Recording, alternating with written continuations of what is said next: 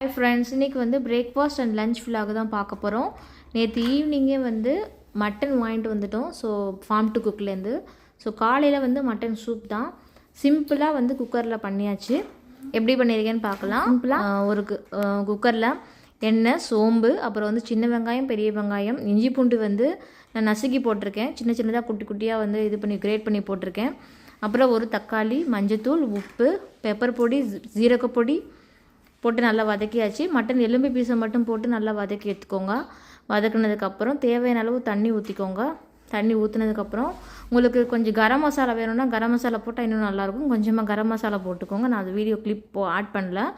கொத்தமல்லி தழை போட்டு ஒரு 8 விசில் விட்டுக்கோங்க. அவ்வளோதான், சூப் ரெடி ஆயிடுச்சு. நல்லா மட்டனும் வந்து நல்லா வந்து சாஃப்டாக வெந்திருக்கும். காலையில் வந்து இட்லியோட சுட சர்வ் பண்ணுங்கள். அவ்வளோ சூப்பராக இருக்கும்.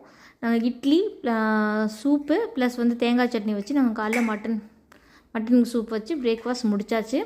லஞ்சுக்கு வந்து பேலன்ஸ் இருக்க மட்டனில் வந்து குழம்பு வச்சிடலான்னு முடிவு பண்ணிட்டோம். ஸோ குழம்பு வைக்கிறோம்.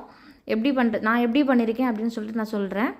மட்டனில் கொஞ்சமாக மஞ்சத்தூள், உப்பு, தயிர் போட்டு நல்லா மேரினேட் பண்ணி வச்சுக்கிட்டேன். ஒரு 1/2 அன் ஹவர் மேரினேட் பண்ணிவிட்டேன். அதுக்கு ஒரு மசாலா ரெடி பண்ணிக்கிட்டேன். மசாலாவுக்கு தேவையான பொருட்கள்லாம் நம்ம வறுத்து வச்சுக்கணும்.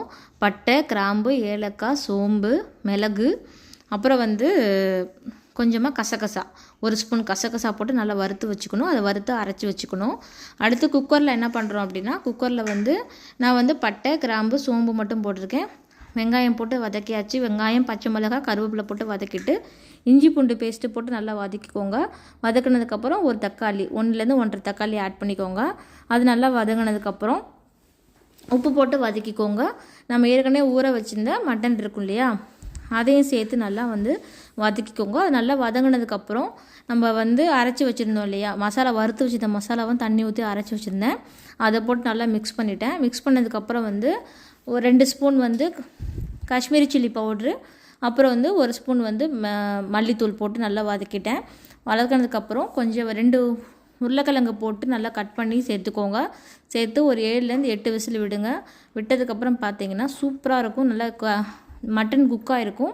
அதில் ஒரு கொஞ்சமாக தேங்காய் பால் சேர்த்து நீங்கள் ஆட் பண்ணி ஒரு 2-3 கொதிக்க விட்டிங்கன்னா குழம்பு சூப்பராக ரெடி ஆயிரும். நான் இப்படி தான் பண்ணேன். நீங்கள் ட்ரை பண்ணி பாருங்கள். ரொம்ப சூப்பராக இருந்தது. சிம்பிளாகவும் பண்ண மாதிரி இருக்கும். ட்ரை பண்ணி பாருங்கள். சுட சுட சாதத்தோட அந்த மட்டன் குழம்பு வச்சு பாருங்கள். தேங்க்யூ ஃபார் வாட்சிங்.